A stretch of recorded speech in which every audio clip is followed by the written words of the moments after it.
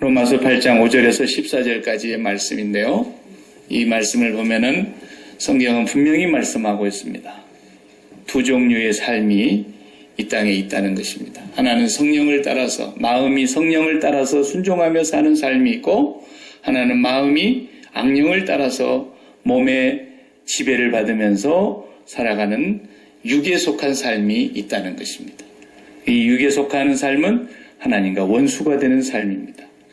육에 속해 있으면서는 하나님을 절대 기쁘시게 할 수가 없습니다. 육신으로 사는 사람은 반드시 멸망을 받을 것이로되 영으로서 몸의 행실을 죽이면 살리니 무릇 하나님의 성령의 인도함을 받는 사람이라야 하나님의 자녀라고 성경은 선언하고 있습니다. 두 종류의 삶이 이렇게 분명하게 확연하게 정의되어 있습니다. 그런데 놀라운 것은 이 두 종류의 삶을 구분하기가 쉽지 않다는 것입니다. 육신에 속해 있으면서도 자기가 성령으로 살아가고 있다고 스스로 자위하며 착각을 하는 사람이 있는가 하면 정말로 성령으로 살아가는 사람의 삶이 있다는 것입니다. 이 두 가지를 성경에서 우리가 이제 16장에서부터서 31장이 사무엘상 끝나는데 사무엘상 31장에서 사울 왕이 죽습니다. 그러기를 한 15년의 세월이 흘러가는데 이제부터는 우리가 그 두 모습을 적나라하게 비교하면서 보게 될 것입니다. 사무엘상이 끝나는 동안까지 내가 과연 성령을 따라가서 사는 사람이고 다윗을 쫓아가는 예수 그리스도의 삶인가? 다윗이 쫓아갔던 그 삶이 예수님의 삶이었어요. 네. 그러나 성령으로 살지 않으면서 사울왕처럼 살면서 내가 성령으로 살아가고 있다고 착각하고 있지 않는가? 이걸 성경이 우리에게 보여주고 있는 내용이에요. 오늘부터는 우리가 그 내용을 이제 첫 번째 장면에서 보게 될 것입니다. 오늘 본문에서 읽어보면 14절 말씀을 다시 보면 분명히 이렇게 기록하고 있습니다. 여호와의 영이 사울에게서 떠나고 여호와의 부리시는 악령이 그를 번뇌하게 한지라. 성경이 이렇게 기록하고 있습니다. 성령과 악령. 네. 성령은 하나님의 영이시지 뭐. 여기서 말하는 악령도 하나님의 주권 아래에 있는 영입니다. 욥기서를 우리가 보면은 욥도 하나님께서 그 악령에게 일시적으로 허락하신 것이죠. 하나님이 부리시는 거예요. 그러나 그 고난은 하나님이 주는 데까지만 있는 거예요. 네가 한번 해봐. 그러나 욥의 몸에 손대지 마 그랬어요. 그 다음에 두 번째는 욥의 몸에 손을 대게 허락해달라 그랬어요. 그러면 신앙을 부정할 거 아니냐 이거지. 욥의 본색이 드러날 거 아니냐 이거지. 조악은 몸에는 손을 대되 그의 영혼은 네가 손대지 마 그랬어요.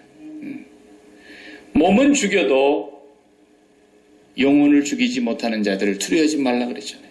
몸과 영혼을 동시에 지옥에 멸하는 자를 두려워하는 사람이 하나님의 사람이에요.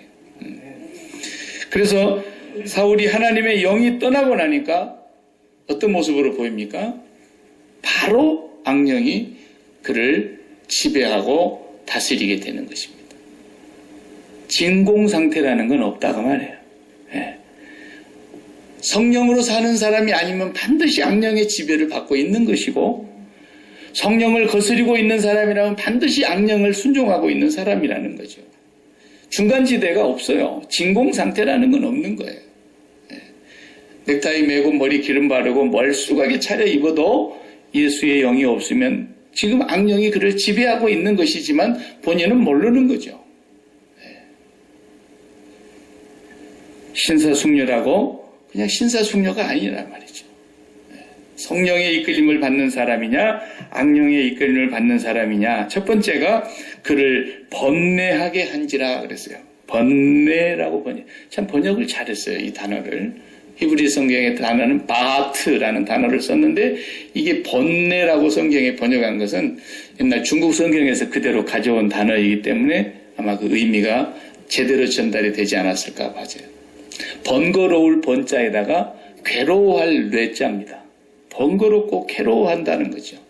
그 번거롭다라는 말은 바하트라는 말의 그 뜻이 동사로 두렵다.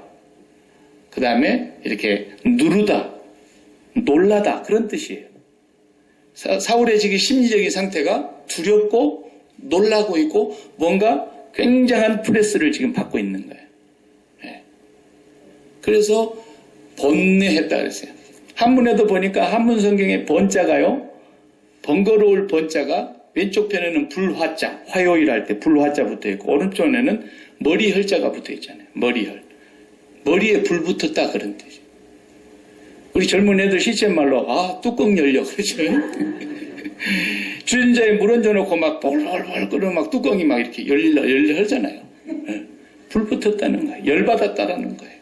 사울의 심리적인 상태가 열을 받고 나니까 뇌가 빠개질 것처럼 고통스러웠어요.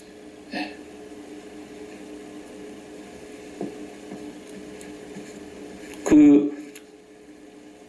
번뇌 그럴 때 뇌도 이 괴로워할 뇌인데 뇌가 이게 얼마나 고통스러웠으면 이전에 성령이 그를 지배하고 있을 때는 그런 상태가 아니었어요. 우리가 알잖아요. 사울이 본래 왕 될 만한 어떤 자질이 있었던 사람도 처음부터는 아니었잖아요. 아닌 밤중에 홍두깨식으로 그냥 아버지 잃어버린 나귀 찾으러 나섰다가 갑자기 왕 된 사람이라니까요. 뭐 집안이 좋기를 했어요. 출신 배경이 좋기를 했어요. 어디 왕을 한번 해보겠다고 수업을 받기를 했어요. 그냥 하나님의 영이 그에게 임하면서 그는 하나님의 종으로서 왕권을 행하는 사람이었는데 순간 자기가 진짜 왕인 줄로 착각에 빠진 거예요. 그리고 진짜 두려워해야 될 하나님을 두려워하지 않고 백성을 두려워하는 그런 사람이 되고 말았어요. 백성을 다스리는 사람이 왕인데 백성을 두려워하는 존재로 전락을 하면서 결국 하나님을 잃게 되니까 하나님의 신이 떠나니까 그냥 바로 머리가 빠개질 것 같은 괴로움과 번뇌가 그를 짓눌렀다. 이거 하나만 봐도 내가 지금 성령의 영향 아래, 기운 아래 있는가, 내가 세상의 영의 지배를 받고 있는가를 알 수 있어요. 머리가 빠개질 것 같아. 그냥 뚜껑이 열릴 것 같아. 누가 옆에서 그냥 말 한마디만 잘못하면 그냥 폭탄이 터질 것 같아. 좌우의 날선 검보다도 더 괴리하신 것이 하나님의 말씀이라 그랬어요. 칼날이 한쪽만 있어도 무서운데 양쪽에 날이 서 있으면 그 섯을 씹어놓은 칼날이 얼마나 무섭습니까? 좌우의 날선 검보다도 더 예리한 하나님의 말씀보다도 더 무서운 사람이 된다 그러면 그건 뭐겠어요? 악령의 지배를 받은 모습이죠. 가까이 할 수가 없어요. 뭐라고 말을 붙이기가 두려워. 걸핏하면 화부터 내요. 이런 사람이 성령의 인도함을 받고 있는 사람이 아니잖아요. 사울이 하나님께로부터 버림을 받았음을 이제 느끼고 있는 거예요. 당신이 하나님의 명령을 불순종했기 때문에 하나님께서 당신을 버렸고 하나님께서 그 마음에 합한 사람을 왕으로 세웠습니다. 이렇게 하는 말을 들었기 때문에 얼마나 두렵습니까? 사람이 제일 큰 두려움은 무언가를 잃어버릴까 하는 두려움입니다. 이게 제일 두려운 거예요. 근데 그 두려움의 강도가 내가 제일로 소중하게 여기는 것부터서 강도가 오는 거예요. 우리 집 앞에 내일도 이제 쓰레기를 놔두면 가져갑니다. 가져가지 말라 그래도 가져갑니다. 근데 누가 쓰레기를 가져갔다고 땅을 치며 통곡하며 누가 내한테 말도 않고 쓰레기 가져갔냐고 그런 사람 한 명도 못 봤습니다.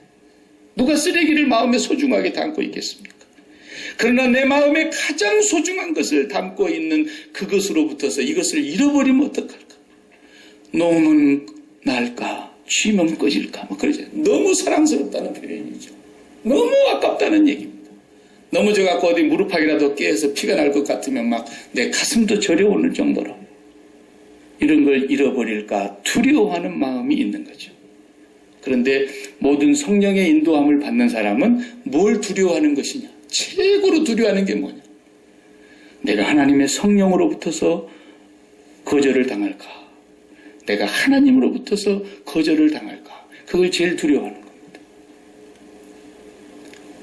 그러나 성령으로 살지 않는 사람은 아이고 내 평생에 모은 거 이거 하룻밤 사이에 날아가면 어떡할까? 네.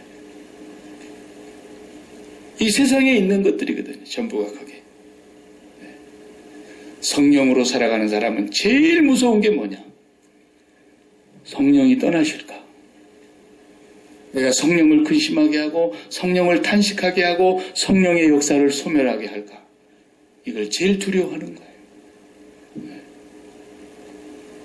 그래서 이제 오늘 본문에 보면은 사울이 하나님의 영이 떠나는 순간부터서 머리가 빠개질 정도로 고통스러운 삶을 살았다는 것은 이제 자기의 왕위는 자기가 지켜야 되는 그런 상황에 들어가기 때문이거든요. 하나님이 지켜주면은 걱정이 없는데 이제는 하나님이 자기를 버렸다 그러니까 이 왕위를 내가 빼앗기나 봐라. 31장까지 하나님하고 사울하고 싸우는 게 나옵니다. 절대로 이 왕권을 안 빼앗기겠다는 겁니다. 누가 준 건데? 하나님이 주신 건데. 그리고는 자기 아들에게 대를 물려서라도 왕권을 강화시켜 보려고 몸부림을 치는데 그 앞에 눈에 깐죽거리게 나타나는 게 누구예요? 다윗이었어요. 이걸 내가 죽여야 되겠구나라는 생각을 이제 갖게 되지 않습니까? 네. 그러니까 성령이 역사하면 절대로 그런 마음을 가질 리가 없어요. 네. 성령이 역사하는데 아유 저쪽 교회 확 망해버렸으면 좋겠다. 그렇게 생각하는 사람이 있겠습니까? 네. 저쪽 교회가 잘 됐다 그러면 기뻐야 되는 거예요. 이 성령의 사람들의 마음가짐인 거야. 왜 한 주인의 자식이고 한 아버지의 한 피바다 한 몸이 이런 자식들인데 어떻게 큰형님이 잘 됐다 그러는데 열받아요? 큰형님이 잘 됐다 그러면 기뻐야죠. 형님 축하드립니다. 그죠? 신우의 아들이 더 좋은 대학에 들어갔다 그래도 기뻐야 되는 거예요. 성령의 사람이 뭐가 아쉬워가지고 왜? 나는 성령으로 산다 이거야. 하나님의 영으로 산다 이거야. 나는 만족한다 이거야. 만족한다. 나는 자식으로 양식을 삼는 사람이 아니라는 거예요. 나는 이 세상의 어떤 것으로도 내가 배불리려고 사는 사람이 아니라는 거예요. 나는 하나님으로 이미 배가 부른 사람이라는 거예요. 성령으로 사는 사람이에요. 부러워하면 지는 거예요. 그래서 그런 말을 사람들이 하잖아요. 성령을 인도함을 받는 사람은요, 아주 큰 일도요, 자그만하게 보입니다. 그게 성령을 받은 사람의 특징이에요. 건축할 때 보니까 일도 아니에요. 저기 어떻게 일이 아니에요? 근데 일도 아니에요. 그러면서 다 했어요. 일도 아니래. 내가 봐도 일 같은데, 우리 위원장님 일도 아니에요, 그거. 그러니까, 일도 아니라는 사람 따라가야지, 뭐 어떡해. 그런 거예요. 성령으로 살지 않는 사람은 조그마한 것을 엄청나게 크다고 그래요. 그걸 뭐라 그러죠? 침소봉대한다 그러죠.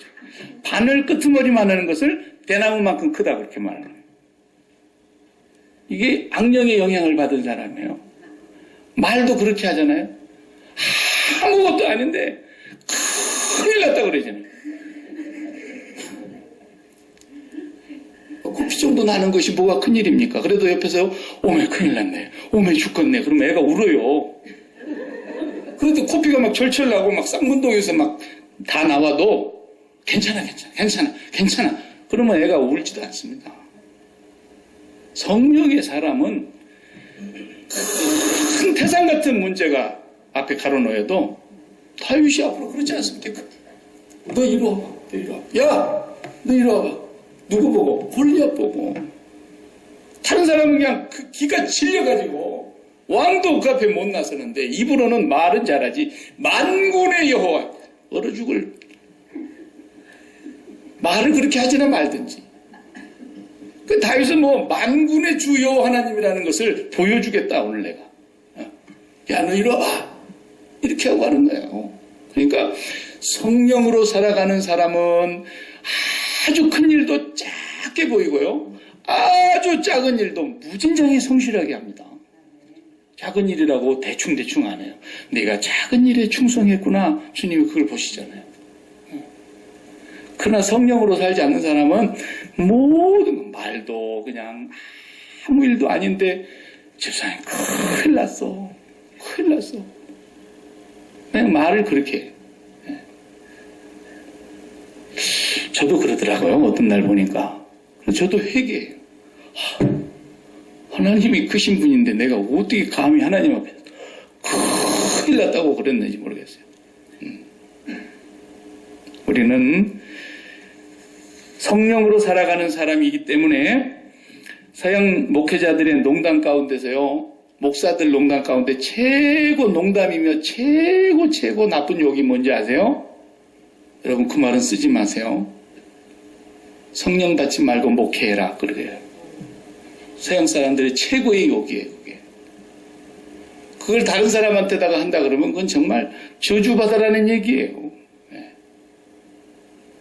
우리 길가에 차 운전하고 가다 보면 예쁜 차 하나 있죠. 복스바겐에서 나온 레이디버그라고 그 무당벌레 같이 생겨 있는 거. 그거 파란 페인트 칠해가지고 막 가득 굴러가면 얼마나 귀엽고 예뻐요.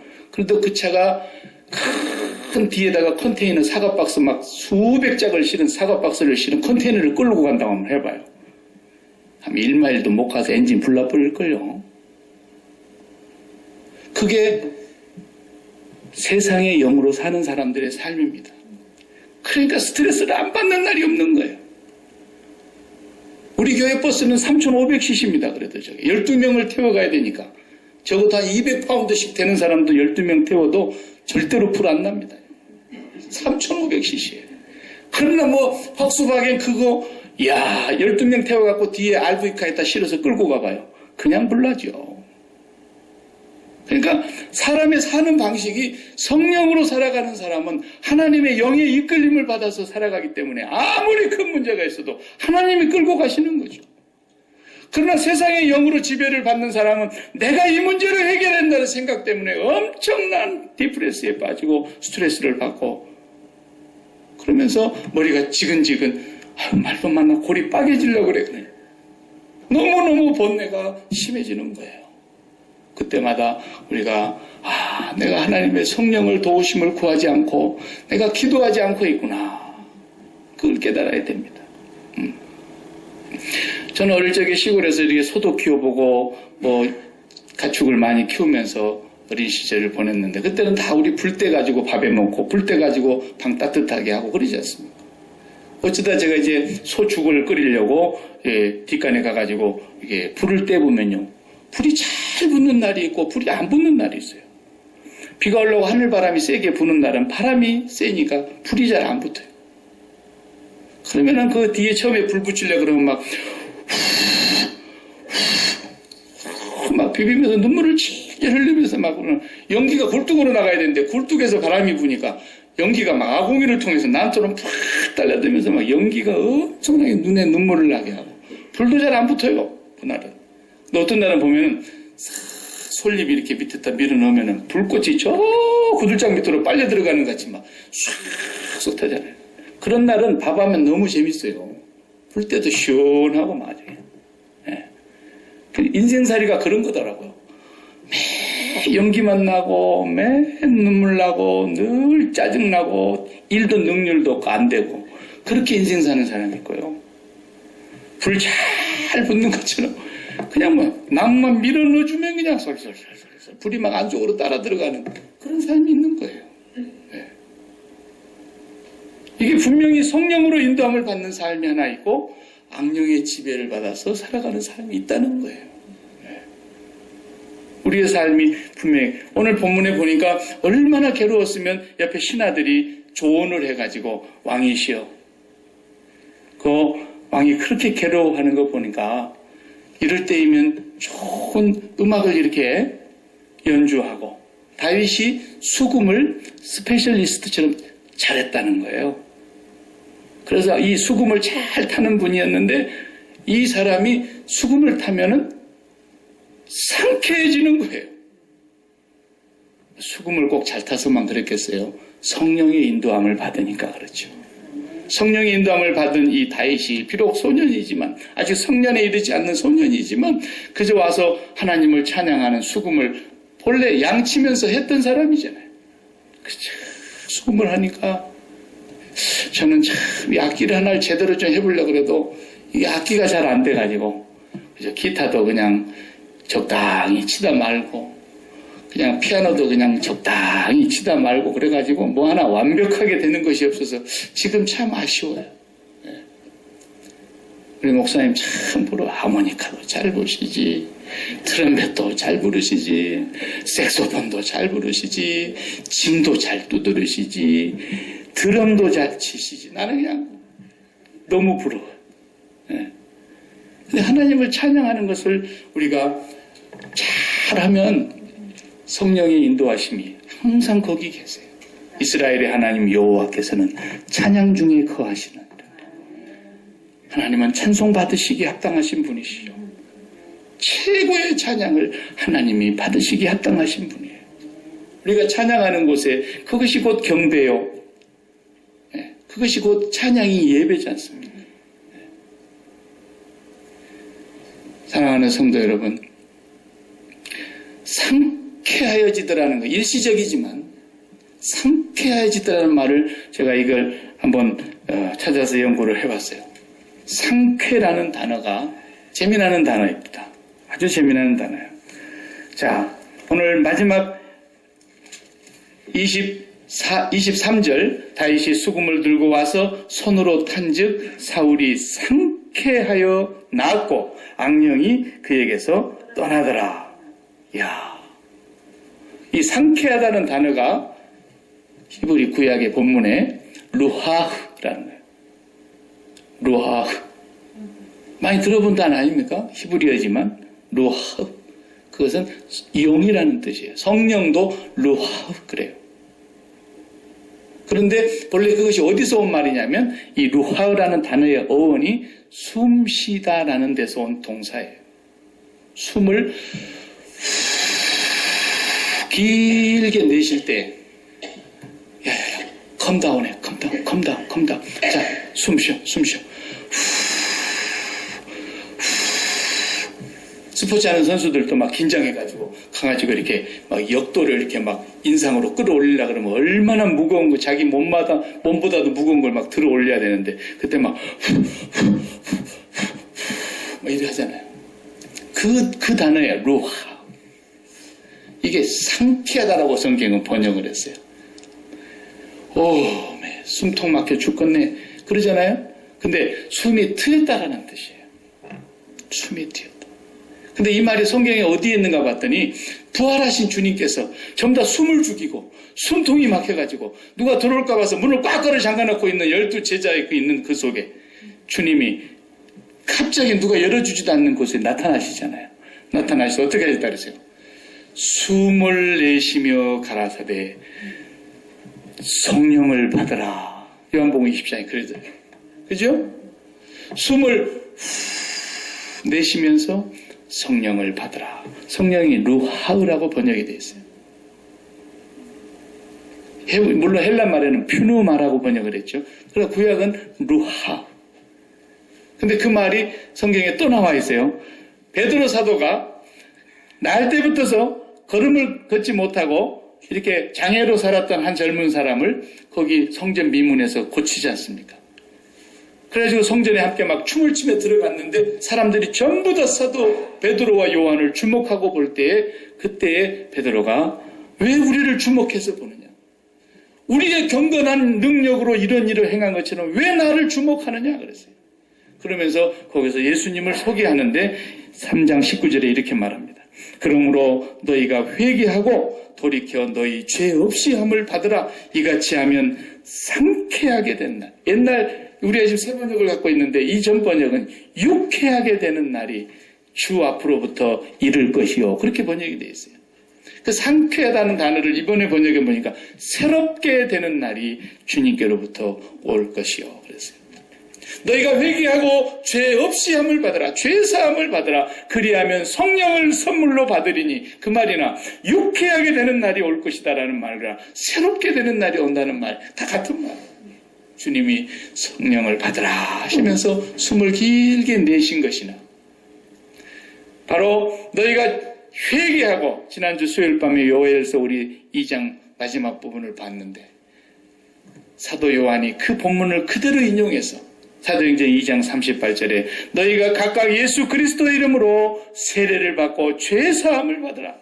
그리하면 성령을 선물로 받으리니. 사도 베드로는 항상 그 말을 강조해요. 3장에 가서도 또 19절에 너희가 회개하고 돌이켜 죄 없이 함을 받으라. 이같이 하면 성령을 받으리니. 그 말이 유쾌하게 되는 날이 오리니 그 말이에요. 숨통이 팍 터지는 날이 온다 그 말이에요. 어떤 사람은 숨통 터지는 일을 이 세상에다가 목을 달고 사는 사람들이 악령을 받아서 세상의 영으로 살아가는 사람들이에요. 그러니까 이 세상의 일로 인해서 그냥 보세요. 어떤 사람은 너의 미래를 꿈꾸라. 매일 아침에 거울을 쳐다보면서 내 미래의 10년 뒤에 네의 모습을 상상하면서 나는 성공하리다 자기 암시를 하면서 계속 미래의 자기의 모습을 바라다 보면서 거기다 숨통을 대고 사는 사람들. 무슨 그것이 믿음인 줄 알고 그런 건 믿음도 아니에요. 신념은 신념이죠. 긍정적인 신념일 수 있고 적극적인 신념일 수는 있지만 믿음하고는 아무 상관없어요.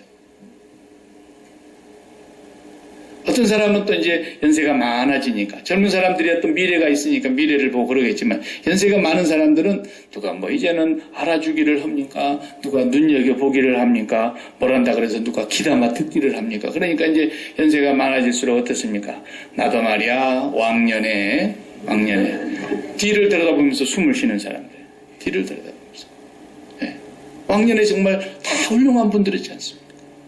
왕년에 내가 음식을 한번 만들면 사람들이 그냥 너무너무 맛있다 그랬는데 내가 요즘은 좀 혓바닥이 둔해가지고 지금 내가 좀 짜게 나오고 그런 거지 왕년에 나도 말이야 여성들 잘난 척하지 말라 이거야. 선생님 그렇지 않습니까 사실이. 그런가 하면 또 어떤 사람은 옆에 사람, 주변 사람들, 내 가족이나 내 친지나 내 이웃이나 내가 인간관계를 맺어서 내 든든한 어떤 하나의 친구를 만들어 놓은 그런 사람들을 통해서 위로를 받고 용기를 얻고 그런 통해서 숨을 쉬는 사람들이 있어요. 숨 못 쉬고 꽉 막혀 죽는 것보다 낫죠. 그러나 실제로 진짜 큰 일을 당해보니까요. 아무 소용이 없어요. 진짜 일다운 일을 안 당해봐서 그러는 거예요. 진짜 일을 당하면요. 사방이 꽉 막히고요. 숨통이 턱 막혀요. 어디만 한 곳이 열립니까?